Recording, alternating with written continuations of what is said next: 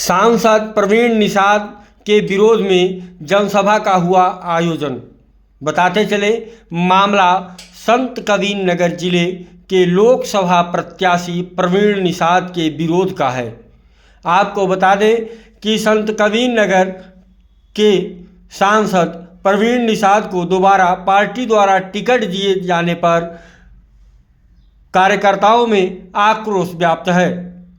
सैकड़ों की संख्या में कार्यकर्ताओं ने मलौली से पूरब भंडा गांव में एक कार्यक्रम का आयोजन किया और उसमें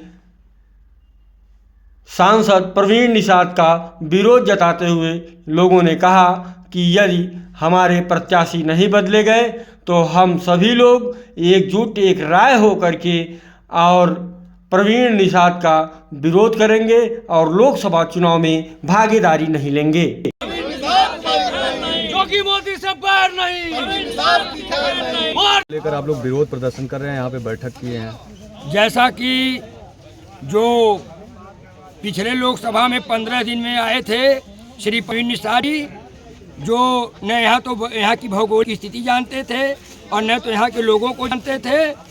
पार्टी के गठबंधन के वजह से सारे कार्यकर्ताओं ने उनको सहज रूप से स्वीकार कर लिया था और 15 दिन में उनको सांसद बना करके देश की जो है बड़ी पंचायत दिल्ली में भेजा था और उनके पास 5 साल का समय था, लेकिन न तो कार्यकर्ताओं के जायज सम्मान के लिए कोई काम किए, न तो क्षेत्र की जनता के लिए कोई जायज काम किए, न तो कार्यकर्ताओं के पहचान के लिए किए, न तो हर तरह से एक फेल सांसद की भूमिका में रहे।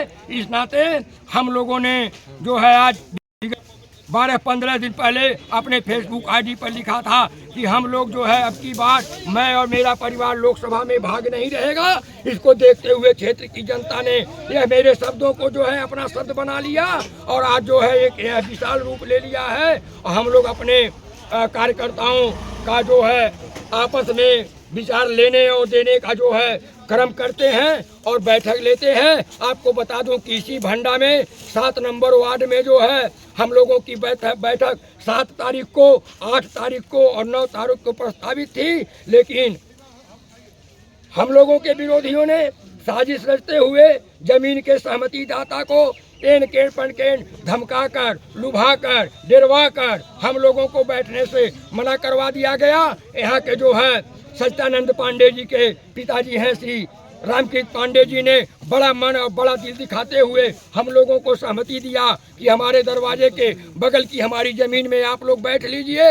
आज जो है उसका दिन था, उसका हमको परमिशन मिला था, आज हम लोगों ने बैठा। अभी हमारे सहयोगियों ने, हमारे क्रांतिकारी शुभचिंतकों ने जो है एक नारा लगाया है कि भारतीय जनता पार्टी जिंदाबाद, मोदी योग जिंदाबाद, भाजपा से बैर नहीं और प्रवीण निषाद की खैर नहीं। प्रवीण निषाद को उम्मीदवार बनाए जाने को लेकर इतना आक्रोश क्यों है? देख लीजिए, बहुत लोग कहते हैं कि राम को लाए हैं। जो राम के आदर्शों को भूल जाएगा वह हैसर के कार्यकर्ता उसको भूल जाएंगे। क्या राम ने यही कहा था कि अपने कार्यकर्ता को जो है भूल जाओ, उसके जायज सम्मान की लड़ाई न लड़ो, उसके जायज जो है जो जनता के हित के लिए काम है वह काम न करो? कहाँ थे? एक चस्पा हुआ था कि संत कबीर नगर के सांसद कहीं गायब हैं, खोज के लाने वाले को इतना रुपया इनाम दिया जाएगा। आज टिकट न पाए होते तो ये खोजने से मिलते नहीं। आज आते हैं तो जो है बिहार घाट पर पूरा परिवार मिल करके, मैं दावे के साथ कहता हूं किसी निषाद भाई को दूसरे निषाद भाई को लड़ावे 1 लाख रुपया, और जब तक चुनाव चलेगा तब तक मैं घर नहीं जाऊंगा। यह मेरा सहयोग रहेगा और कार्यकर्ताओं का रहेगा। पिताजी हो जा राष्ट्रीय अध्यक्ष, पिताजी हो जा कैबिनेट मंत्री, भाई हो जा सांसद, छोटा भाई हो जा विधायक, यह परिवारवाद की परिपाटी है, यह परिवारवाद की परिपाटी है। हमारे निषाद भाइयों ने कसरवल में गोली खाई थी, लाठी खाई थी, मुकदमा खाए थे। क्यों प्रवीण निषाद जी के परिवार का कोई लाठी और गोली नहीं खाया? आज इसी नाते निषाद भाइयों ने इनको जो है अपना नेता चुना था कि अपने परिवार का विकास करें। संजय निषाद कहते हैं कि राम को पार लगाया है। कौन?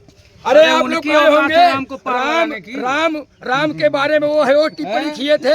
आप लोग मीडिया से हैं, श्रेष्ठ पत्रकार हैं, कभी राम के जो है पिता दशरथ जी के बारे में क्या टिप्पणी किए थे, मैं आप लोग से पूछना चाहता हूँ। अभी जो है मेहदावल विधानसभा में किसी कार्यकर्ता को कह रहे थे तुम मेरे कार्यकर्ता नहीं हो सकते, अगर इस सीता की बात कहोगे तो ही खनकर गाड़ दूंगा।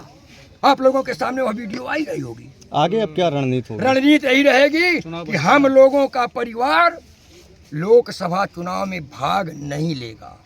आपके बीच अगर परवीन निषाद आते हैं तो देखिए, हम बता दें, हम लोग लोकतांत्रिक तरीके से जो मान्यता है उस हिसाब से अपना कार्यक्रम कर रहे हैं। अगर वो आते हैं तो जिस हिसाब से आपसे बात हो रही है उस हिसाब से परवीन निषाद से भी बात होगी। हिसाब होगा, पूरा हिसाब होगा और सबका हिसाब होगा। ये भी मोदी जी का ही नारा है। और कुछ लोगों से जी, मेरा नाम शिवेंद्र पाठक है। मैं भारतीय जनता पार्टी का एक छोटा कार्यकर्ता हूँ और सच्चा सिपाही हूँ। शिवेंद्र जी, क्या मामला है, क्यों इतना आक्रोश है? क्या मामला ये है, आक्रोश ये है कि माननीय सांसद जी 15 दिन में आए और जीत के चले गए। यही कार्यकर्ता, यही जनता जीत के दिल्ली उनको भेजी है। इसलिए नहीं भेजी कि क्षेत्र छोड़ दीजिए और जनता कार्यकर्ताओं को छोड़ दीजिए, इसके लिए नहीं 15 दिन में चुनाव जिता के भेजा गया था।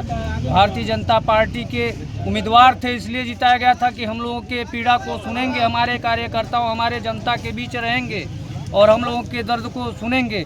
लेकिन उन्होंने ऐसा नहीं किया, इसलिए आक्रोश है हम लोग।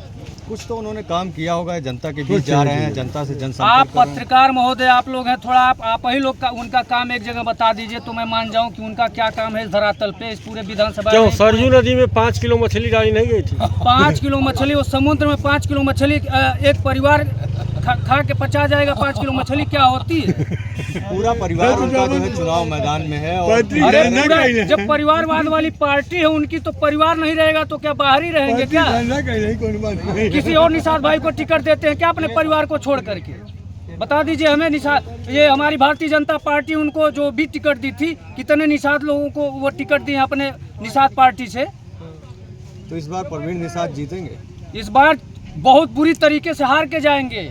तो भाजपा 400 पार का लक्ष्य जता रही है। भाजपा 400 पार होगी, एक सीट से नहीं होगी, ये भी मेरा वादा है। और विरोधी भी परास्त होंगे, भारतीय जनता पार्टी की सरकार बनेगी और इसको कोई रोक नहीं सकता है। लेकिन परवीन निषाद यहाँ से भगेंगे, जीरो ग्राफ पे जाएंगे, दूसरी सीट पर जाके लड़ेंगे। अरे पंकज जी से ले लीजिए। मामला था, किस लिए जुटे थे आप लोग? जी, ये लोकसभा चुनाव को लेकर के जुटा हुआ था 2024 में।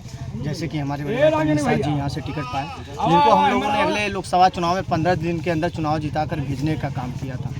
कार्यकर्ताओं के बारे में न सोचने पे कार्यकर्ता मतलब लड़ता रहा बूथ पे, ग्राम पंचायत में। इनको 15 दिन के अंदर चुनाव जिता करके हम लोग भेजे थे यहाँ से, लेकिन कभी ये कार्यकर्ताओं के बारे में सोचे नहीं। अभी आपने हमारे भाई से पूछा कि राम के नाम के बारे में कहीं अभी कुछ बोल रहे थे, तो मैं उस पर आपको कुछ बताना चाहता हूँ।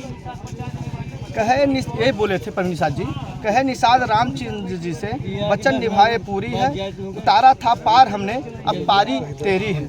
और हम हैं एकलव्य के वंशज, वचन निभाए पूरी है। और आप पुरुषोत्तम राज राम है, आपकी क्या मजबूरी है? तो मैं इनको बताना चाहता हूँ कि जब आई मजबूरी सिर पे तो राम का नाम तुम लेने लगे, अपने कुल और अपने वंश की बड़ी दुहाई देने लगे।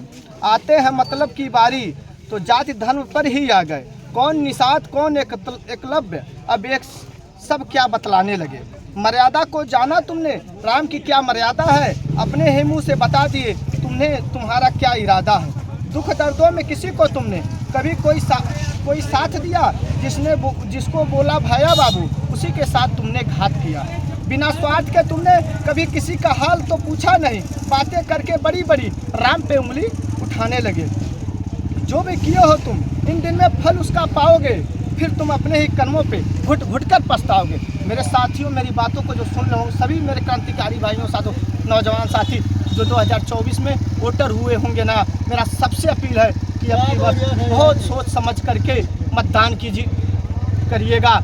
जिस तरह से बड़े भैया पीएन सिंह जी ने एक नारा दिया था कि मेरा परिवार इस लोकसभा में भाग नहीं लेगा, इस संख्या में तमाम नौजवान साथी, युवा वर्ग, नए वोटरों ने करीबन 10,000 इस लोकसभा में लोग ऐलान कर चुके हैं कि मेरा परिवार इस लोकसभा में भाग नहीं लेगा और ये जिला बहिष्कार करेगा ऐसे लोगों को जो कार्यकर्ताओं को, वोटरों को नहीं समझते हैं उनको कतई बर्दाश्त नहीं किया क्या जाएगा। लगता है कि पुनः प्रवीण निषाद जो है सांसद नहीं बन पाएंगे?